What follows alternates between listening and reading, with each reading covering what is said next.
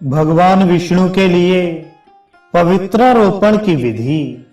अग्निदेव कहते हैं, मुनि प्रातः काल स्नान आदि करके द्वारपालों का पूजन करने के पश्चात गुप्त स्थान में प्रवेश करके पूर्वाधिवास से पवित्रक में से एक लेकर प्रसाद रूप से धारण कर ले। शेष द्रव्य वस्त्र आभूषण गंध एवं संपूर्ण निर्माल्य को हटाकर भगवान को स्नान कराने के पश्चात उनकी पूजा करे। पंचामृत कषाय एवं शुद्ध गंधोदक से नहलाकर भगवान के निमित्त पहले से रखे हुए वस्त्र गंध और पुष्प को उनकी सेवा में प्रस्तुत करे। अग्नि में नित्य होम की भांति हवन करके भगवान की स्तुति प्रार्थना करने के अनंतर उनके चरणों में मस्तक नवाए। फिर अपनी समस्त कर्म भगवान को अर्पित करके उनकी नैमित्तिकी की पूजा करे। द्वारपाल विष्णु कुंभ और वर्धिनी की प्रार्थना करे। अतो देवा इत्यादि मंत्र से अथवा मूल मंत्र से कलश पर श्री हरि की स्तुति प्रार्थना करे। हे कृष्ण आपको नमस्कार है। इस पवित्रक को ग्रहण कीजिए।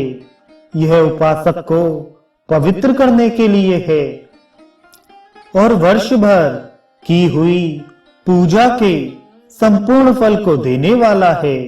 नाथ, पहले मुझसे जो पाप बन गया हो उसे नष्ट करके आप मुझे परम पवित्र बना दीजिए। देव सुरेश्वर, आपकी कृपा से मैं शुद्ध हो जाऊंगा। हृदय सिर आदि मंत्रों द्वारा पवित्रक का तथा अपना भी अभिषेक करके विष्णु कलश का भी प्रोक्षण करने के बाद भगवान के समीप जाए। उनके रक्षा बंधन को हटाकर उन्हें पवित्र अर्पण करे और कहे, प्रभु, मैंने जो ब्रह्म सूत्र तैयार किया है इसे आप ग्रहण करें। यह कर्म की पूर्ति का साधक है। अतः इस पवित्रारोपण कर्म को आप इस तरह संपन्न करें जिससे मुझे दोष का भागी ना होना पड़े। द्वारपाल योग पीठासन तथा मुख्य गुरुओं को पवित्रक चढ़ाए। इनमें कनिष्ठ श्रेणी का नाभि तक का पवित्रक द्वारपालों को, मध्यम श्रेणी का जांघ तक लटकने वाला पवित्रक योग पीठासन को और उत्तम घुटने तक का पवित्रक गुरुजनों को दे। साक्षात भगवान को मूल मंत्र से वनमाला पैरों तक लटकने वाला पवित्रक अर्पित करे। नमो विश्वक सेनाय मंत्र बोलकर विश्वक सेन को भी पवित्रक चढ़ाए। अग्नि में होम करके अग्निस्थ विश्वादि देवताओं को पवित्रक अर्पित करे। तदनंतर पूजन के पश्चात मूल मंत्र से प्रायश्चित के उद्देश्य से पूर्णाहुति दे। अष्टोत्तर शत अथवा 5 औपनिषद मंत्रों से पूर्णाहुति देनी चाहिए। मणि या मूंगों की मालाओं से अथवा मंदार पुष्प आदि से अष्टोत्तर शत की गणना करनी चाहिए। अंत में भगवान से इस प्रकार प्रार्थना करे, गरुण ध्वज, यह आपकी वार्षिक पूजा सफल हो। देव, जैसे वनमाला आपके वक्ष स्थल में सदा शोभा पाती है, उसी तरह पवित्रक के इन तंतुओं को और इनके द्वारा की गई पूजा को भी आप अपने हृदय में धारण करें। मैंने इच्छा से या अनिच्छा से नियम पूर्वक की जाने वाली पूजा में जो त्रुटियां की हैं, विघ्नवश विधि के पालन में जो न्यूनता हुई है अथवा कर्मलोक का प्रसंग आया है, वह सब आपकी कृपा से पूर्ण हो जाए। मेरे द्वारा की हुई आपकी पूजा पूर्णतः सफल हो।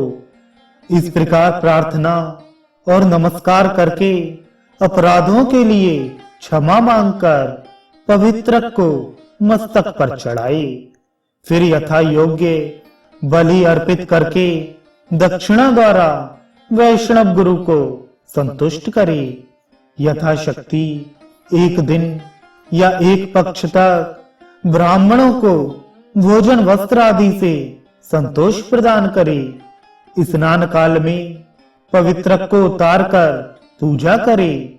उत्सव के दिन किसी को आने से ना रोके और सबको अनिवार्य रूप से अन्न देकर अंत में स्वयं भी भोजन करे।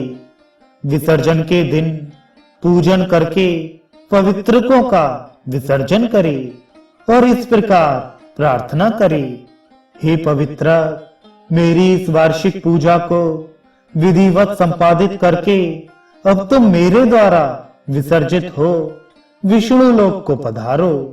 उत्तर और ईशान कोण के बीच में विश्वक सेन की पूजा करके उनके भी पवित्रकों की अर्चना करने के पश्चात उन्हें ब्राह्मण को दे दे। उस पवित्रक में जितने तंतु कल्पित हुए हैं उतने सहस्त्र युगों तक उपासक विष्णु लोक में प्रतिष्ठित होता है।